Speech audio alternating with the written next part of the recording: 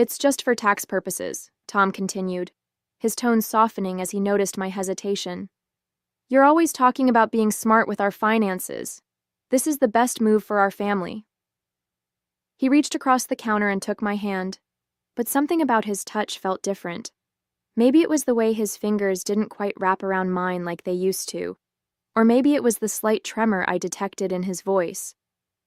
I stood there in our kitchen, staring at the papers he'd just slid across our granite countertop, my heart pounding against my chest.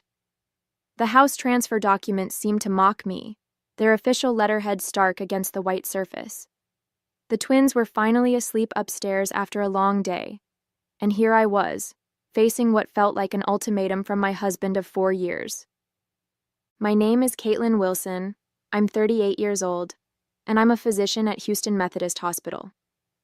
I bought this beautiful Victorian house in the Heights neighborhood 2 years before I met Tom, using savings from my residency years and a lot of careful planning. Now, standing in my dream kitchen that I'd renovated myself, I was being pressured to sign away my biggest investment. If you really cared about our marriage, you'd understand why this makes sense, Tom said, pushing the papers closer to me. Between your crazy hospital hours and your constant exhaustion, I'm the one keeping this family together. His words stung, but something in his tone made me pause. There was an edge to it I'd never heard before. I glanced at the baby monitor on the counter, watching our twins, Emma and Ethan, sleeping peacefully in their cribs. At 2 years old, they were the spitting image of me. Same dark curls and olive skin. They were also the reason I pulled double shifts at the hospital, wanting to ensure they'd have every opportunity in life. Tom had never seemed to understand that my dedication to my career wasn't about ambition. It was about providing for our children's future. I don't know, Tom, I said, pulling my hand away. This house, it's my security. I bought it before we were married. As the words left my mouth, I saw something flash across his face. Was it anger? Frustration? Whatever it was, it disappeared quickly, replaced by what seemed like practiced concern.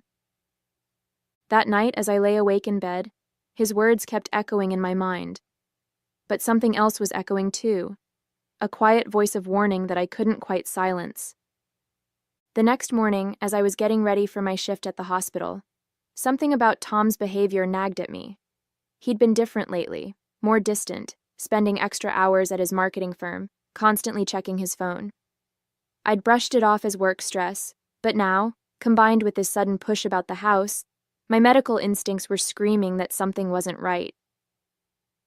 I dropped your jacket off at the dry cleaners, Tom said as I rushed around the kitchen, trying to pack the twins' daycare bags while scarfing down a piece of toast. You can thank me later. His smile seemed forced, and he barely looked up from his phone. Just 6 months ago, he would have been helping me with the twins' bags, making sure I ate a proper breakfast before my shift.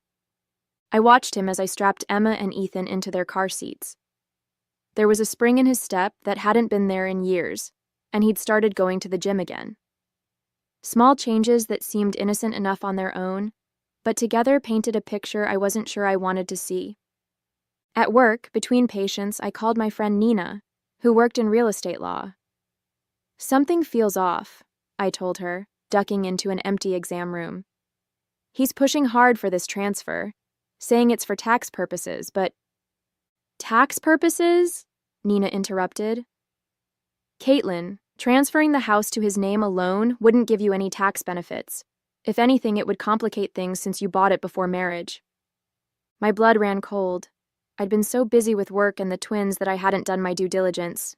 Tom had counted on that, hadn't he? Listen to me carefully, Nina continued, her voice serious. Don't sign anything. I don't want to alarm you, but I've seen this before. Men don't usually push for property transfers unless they're planning something. That afternoon, during a brief break between patients, I did something I'd never done before. I checked our phone records. Tom had been making frequent calls to the same number for months. My hands trembled as I did a reverse lookup, and a name appeared. Destiny Martinez. A quick social media search revealed a beautiful woman in her mid-20s, whose check-ins matched Tom's late nights at work. My stomach churned as I scrolled through her photos, stopping at one from 2 weeks ago. She was at a real estate office, captioned, "Big changes coming." New chapter, blessed. I closed my office door and sat in silence, my mind racing. Years of medical training had taught me to trust my instincts when something felt wrong. Now those same instincts were telling me I needed to protect myself and my children. That evening, I left work early for the first time in months. Instead of picking up the twins from daycare, I drove straight to a discreet electronics store Nina had recommended. The elderly man behind the counter barely blinked when I explained what I needed: a high-quality recording device small enough to hide in my kitchen. "Protect yourself," he said quietly as he showed me how to operate it. "The best evidence is in their own words." I got home before Tom, setting up the device and starting dinner like it was any other night. When he walked in, he seemed surprised to see me there. "No emergencies at the hospital today?" he asked, his tone casual but his eyes sharp. "I thought we could talk more about the house transfer," I said, stirring the pasta sauce. "I've been thinking about what you said." I watched his reflection in the kitchen window as his face lit up with poorly concealed triumph. "I knew you'd come around," he said, coming up behind me. "You're making the right choice, Kate. This is what's best for our family." The way he emphasized family made my skin crawl. Over dinner, I let him talk, recording every word as he explained his elaborate plan for how the transfer would benefit us. Each lie was careful, calculated, and I realized with a sickening clarity that he'd been planning this for months. After putting the twins to bed, I sat in their dim nursery, watching them sleep. Emma clutched her favorite stuffed giraffe while Ethan had kicked off his blanket as usual. Looking at their peaceful faces, I felt a surge of protective rage. Whatever game Tom was playing, he hadn't counted on a mother's instinct to protect her cubs. The next few days were a blur of careful preparation. I took Nina's advice and made copies of all our financial documents, secured new credit cards in my name only, and started transferring my portion of our savings to a separate account.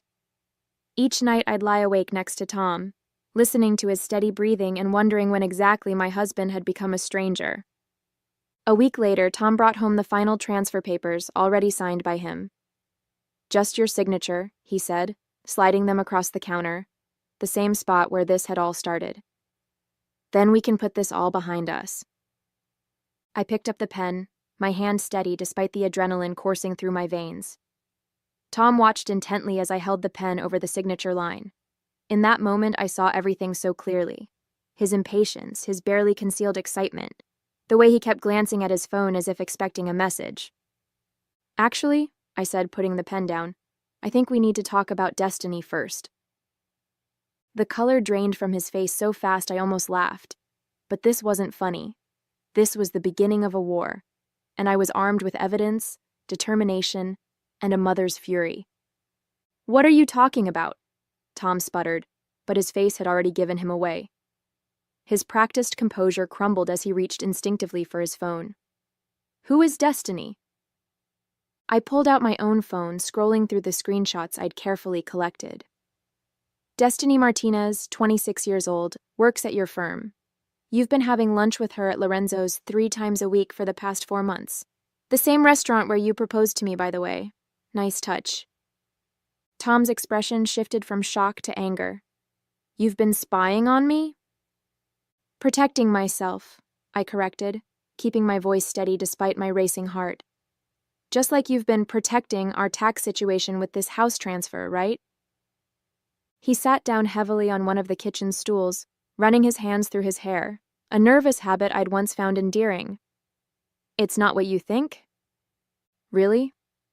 "Because I think you're trying to steal my house to move in your girlfriend." I played the recording from earlier that week, his voice filling the kitchen as he assured Destiny that everything was going according to plan, and they'd be together soon. The twins' monitor crackled with Emma's soft whimpers. Tom glanced upstairs, and for a moment, I saw guilt flash across his face. But it wasn't guilt about betraying his family. It was guilt about getting caught. "You don't understand," he started, his tone shifting to the placating one he used with difficult clients. Things between us haven't been right for a long time. You're always at the hospital, the twins barely know you. Don't you dare! I cut him off, my voice low but sharp. Don't you dare use our children to justify this. I work to give them a future. What's your excuse for destroying their present? He stood up suddenly, his face flushing with anger. You think you're so clever, don't you? The brilliant doctor, always one step ahead. But you have no idea what it's like living in your shadow, being the guy who married up. Destiny appreciates me. She understands that you're trying to steal my house? I interrupted. The house I bought before I met you? The house where our children took their first steps? Our lawyer said, your lawyer, I corrected. The one you've been meeting with behind my back. Nina warned me about him. He has quite a reputation for helping husbands hide assets during divorces. Tom's face went pale. You talked to Nina? I talk to a lot of people, Tom. I may be busy with work, but I'm not stupid. I pulled out another stack of papers, bank statements, phone records, emails I'd recovered. Did you really think I wouldn't figure it out? That I'd just sign away my children's home because you batted your eyes and mentioned taxes? The baby monitor crackled again, this time with Ethan's cry joining his sister's. Tom moved toward the stairs, but I blocked his path. Don't bother, I said coldly. I'll take care of our children. You can take care of explaining to Destiny why her new chapter is going to have a different setting than she planned. As I headed upstairs to comfort our twins, I heard Tom's phone ping. Probably Destiny, wondering why her knight in shining armor was running late for their rendezvous. Let her wonder. I had more important things to focus on, like protecting my children's future from the man who was supposed to help me build it. This isn't over, Tom called after me as I reached the top of the stairs. You're making a huge mistake. I paused, looking down at him from the landing. No, Tom. The huge mistake was thinking I wouldn't protect what's mine. I turned away from his reddening face and headed to the nursery where Emma and Ethan needed me. The next morning, I woke to find Tom gone. Probably spent the night at Destiny's. As I got the twins ready for daycare, my phone buzzed with a text from Nina. He's been to see his lawyer. Time to move fast. I'd already prepared for this. During my lunch break, I met with James Cooper, the divorce attorney Nina had recommended. His office was warm and welcoming, nothing like the stark corporate environments I'd expected. Dr. Wilson, he said, reviewing the evidence I'd gathered. I have to say, I'm impressed. Most clients come to me after the fact. You've given us everything we need to get ahead of this. I had good instincts, I replied, watching as he examined the recordings. Better than good, he smiled. These recordings are clear evidence of intent to defraud. And the paper trail of his meetings with that other attorney? Well, let's just say judges don't look kindly on premeditated asset hiding. As we discussed strategy, my phone lit up with messages from Tom. We need to talk. You're being unreasonable. Think about the twins. Each message more desperate than the last. He's realizing his plan is falling apart, James observed. Be prepared. This is when they often get nasty. He was right. That evening when Tom finally came home, his nice guy facade had completely crumbled. You think you're so smart, he sneered, storming into the kitchen where I was feeding the twins their dinner. But you've just ruined everything. Destiny and I could have been reasonable about this. Let you stay in the guest house, keep things civil for the kids. I couldn't help but laugh, which only enraged him further. The guest house? In my own home? Our home, he shouted, making Emma jump in her high chair. I've lived here for 4 years. Dada mad? Ethan asked, his little face scrunching up with worry. Dada's just tired, I soothed, shooting Tom a warning look. And he's leaving for a while. Like hell I am, Tom growled, but his voice was quieter now, conscious of the twins watching. Actually, you are, I said calmly, pulling out another document from my bag. This is a temporary restraining order. My attorney filed it this morning after you threatened me via text. You have 1 hour to pack your things." "You can't do this," he whispered, his face ashen. "I already did. And Tom?" I met his eyes steadily. "Destiny's welcome to you. But this house? The one you tried to steal from your children? That's mine. And if you think I won't fight you with everything I have, you clearly never knew me at all." He stood there, mouth opening and closing like a fish out of water, as the reality of his situation finally sank in. The unraveling of his perfect plan was written all over his face.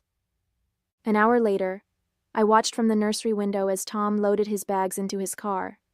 He kept looking back at the house, as if he still couldn't believe his plan had backfired so spectacularly.